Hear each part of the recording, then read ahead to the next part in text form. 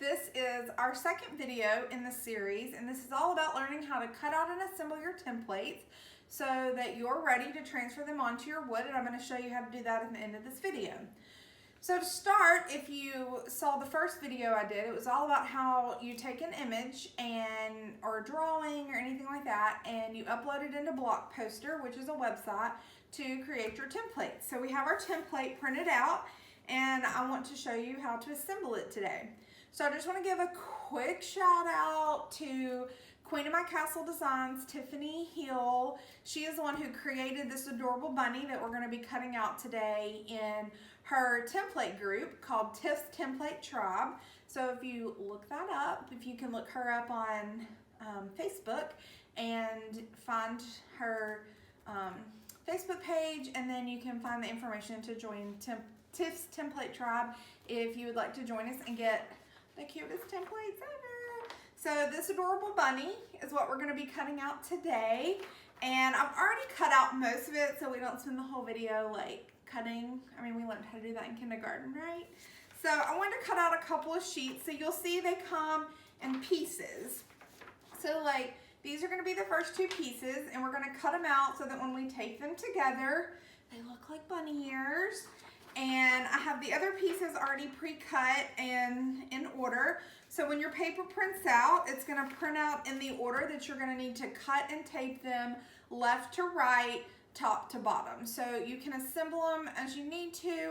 I also love this little top sheet because it gives you a guide of where all your little sheets are. I don't know if you can see, but it has little tiny white lines where the paper lines are, so that helps too. So I like to keep that piece of paper while I'm cutting. So we're just gonna get started cutting. Basic scissors, nothing fancy. I think these probably came from Walmart. And if you can look, I'm just gonna cut around where the outline is. And sometimes you kind of have to there'll be like maybe some accent marks where the person or yourself drew your image, and you drew some accent marks that might come outside of the main scope of the design. But you can just kind of estimate where those lines would be. So we're just going to give this a quick little cut here. And you see now we have the cute little bunny ears. If you want, you can cut out this white line here at the bottom and on the side where the margins end up. But I actually like to use that as an overlap for my tape. It's a helpful thing. I used to cut it out because I was a little OCD about it, but then I realized it's actually useful to have. So I'm gonna, got that. Is that the left ear or the right ear? I'm terrible with my rights and lefts. So now we're gonna go, I think this is the right sheet, but I think it ends up being the bunny ears left. Not really sure. So we're just gonna cut this out, and you see I'm just gonna kind of go around, and you can pick your scissors up if you have a corner you want to get in that's really sharp. And then the good thing about cutting your own templates is it kind of helps you practice for when you're using your jigsaw, where you're going to cut, how you're going to make those cuts and those angles. So I actually find that when I cut my templates, I end up realizing I'm getting some good jigsaw practice, minus the super sharp tools. Although I did cut my finger today, right here, on some scissors.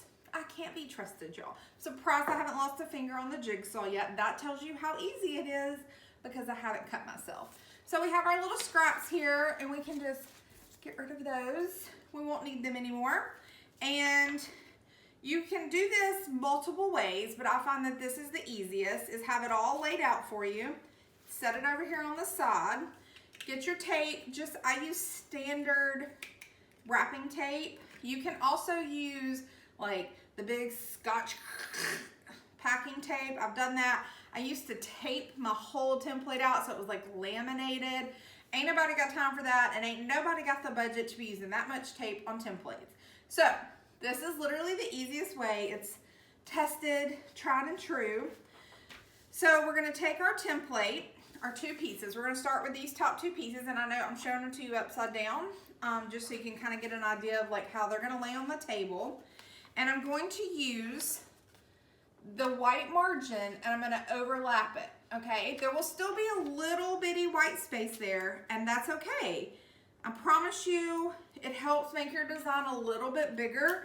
So if you feel like your template's just about a ½ inch smaller than you would like it to be, this is a nice way to get that extra little bit of space. So just overlap it the best you can.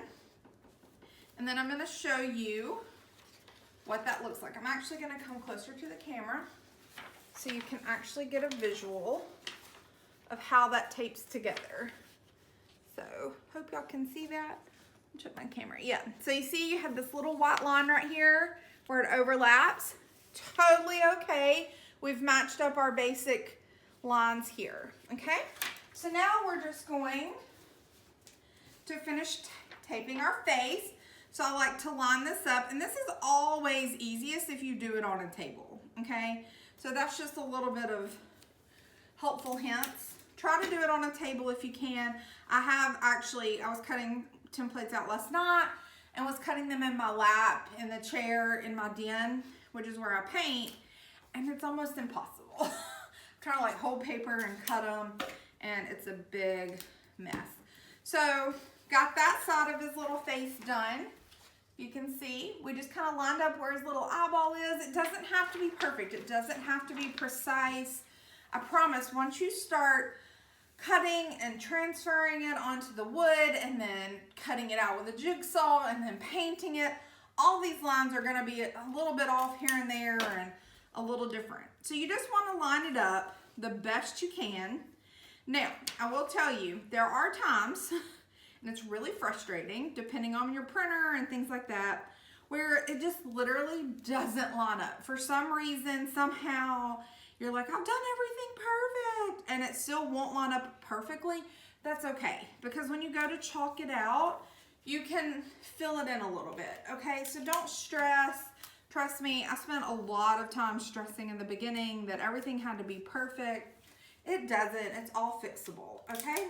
So I don't tape the whole seam. I'll just give it a little tape kind of around the edges, things like that.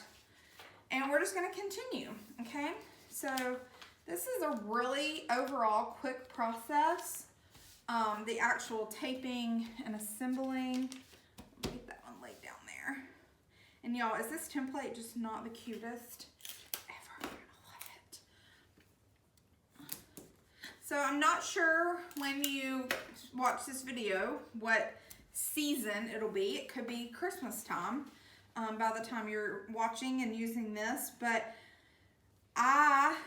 it's January, almost February 2020. So I am ramping up for Easter, Mother's Day.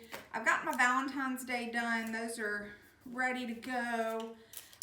Just posted on my page a couple of Mardi Gras and St. Patrick's Day designs. So once again, we're just lining up. We're lining up our lines, making sure our overall egg shape is lined up, leaving that little bit of white. It's okay, I promise. You can cut the white. If your like chest is starting to feel tight at the thought of like white lines, you cut the lines off, okay? I'm not here to like demand you leave them, but I'm just telling you, it'll save you a whole lot of time if you don't. Okay, and then literally in what, less than like 2 minutes, maybe 3, we've got our template taped together. So what I like to do at this point is give a quick look and notice, okay, like where are some places that might need a little extra trimming or cutting, you know, maybe a little extra tape, something like that. Like right here, the way that the page overlapped right on the border here, it's actually the end of its tail in the beginning of this grass. So I'm just going to simply cut out a little notch to represent the grass and its little tail. And then when I get ready to go draw it out, it's not, whoop, and that might require a little more tape if you cut your tape off in the process. But overall, I think she looks really cute. I do like to tape around the ends a little bit so those don't kind of come up. If you'll notice right here, on the bunny ear, you notice that's not black. There was a smidge of black left on the sheet with this part, but I knew that I didn't need to cut that out because that right there is enough. So what I want to do is I just want to take my scissors and just even it up, okay? So that it doesn't look so pointy, okay? So we just round it out. I just want to make sure y'all can see what she looks like. So I'm going to bring you around. Ignore my somewhat messy kitchen and see all the paper scraps. But isn't she cute? And the ring light, that is really bright. So just see, we got some tape here. We've got all our edges taped together. She's looking really good. And she's gonna be ready to transfer onto our board. So I wanna show you that. Sorry I blinded you with the ring light, but I wanted you to be able to see her up close. She is so cute, I'm in love. Okay, we're gonna clean up our paper here. Now for this part, I'll give you a little tip into the wood I use. We won't need the tape anymore, so we can throw that over there. And I'm gonna get our wood. Now I am currently using medium density fiberboard, and this is called MDF for short. And if you're in the business, you've heard most people either use MDF or they use Revolution plywood. And if you're doing like yard signs, things like that, we recommend like a birch plywood. But I have switched to MDF. I used the Revolution ply for the first year and a half that I was doing these, loved it. But Lowe's and Patriot Timber, which is the people who make the Revolution ply brand, changed how they were making the wood. And the new wood, which is now non-treated on both sides, has a tendency to splinter when you're cutting. And I ain't got time to sand and deal with like pieces breaking in half. So I switched to MDF.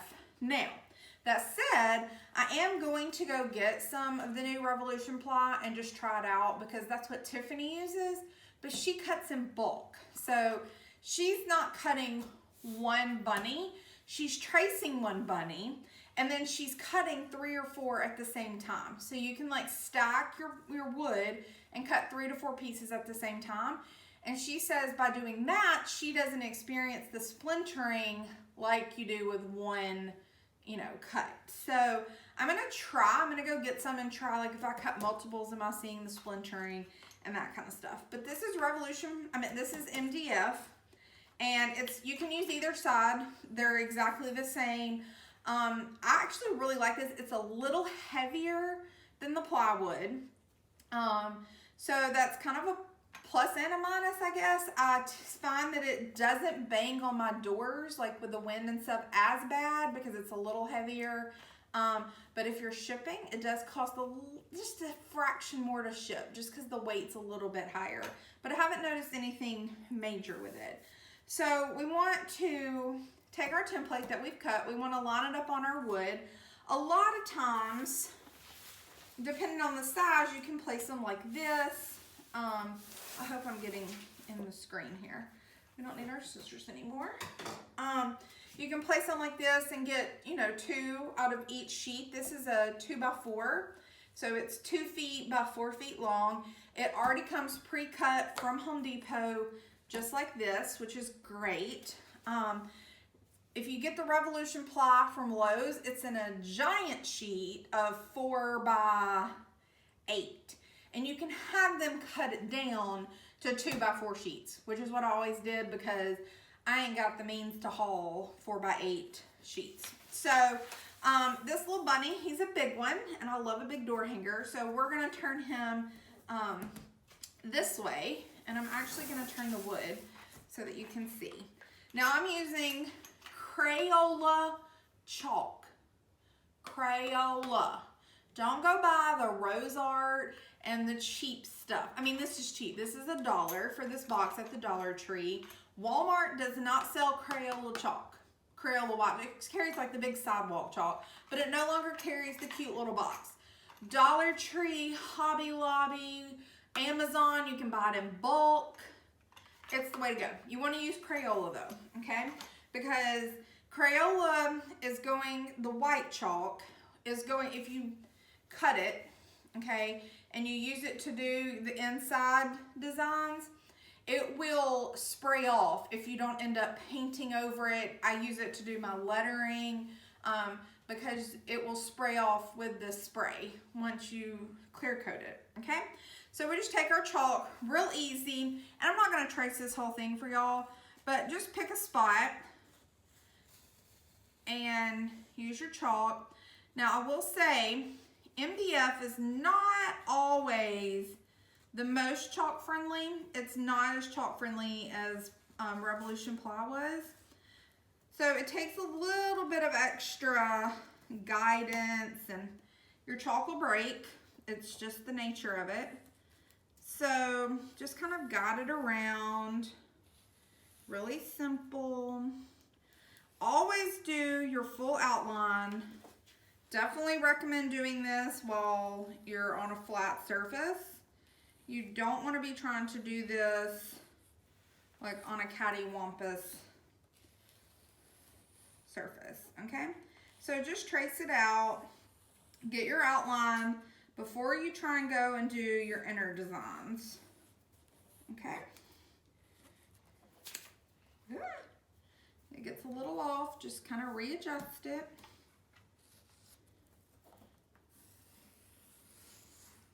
And so that's going to be half our bunny. So you see, it's just a very basic little outline. And so now you can kind of draw in the rest. Like, okay, that's its little chubby cheeks. So it's going to come around like this. And I'm not a drawer. I'm literally, like, I will spend an hour sitting here doing this part, okay? Because I'm like, oh no, that's not as round. And so I'll, you know, kind of do that, make sure his little face is even. Then I see that this is the egg. So just gonna kind of like sketch in the egg. That's not a very good egg. So once again, you can just keep retracing it, retrying it, doing it. And then his little hand is gonna come over here and be holding the egg. And this is gonna be the tree, the grass.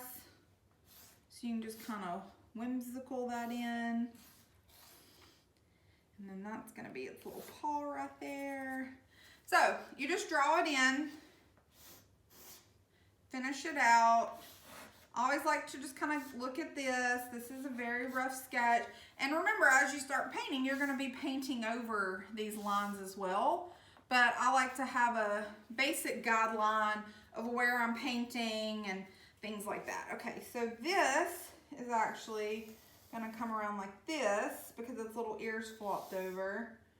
And then it's gonna go like that, roughly, very roughly, okay? Let's see how it is compared. So that's all for this episode of Britt's Bitsy Bits. This is how to cut your template, assemble your template, and draw it out on your wood. Our next video is going to be how to use the jigsaw to cut it out.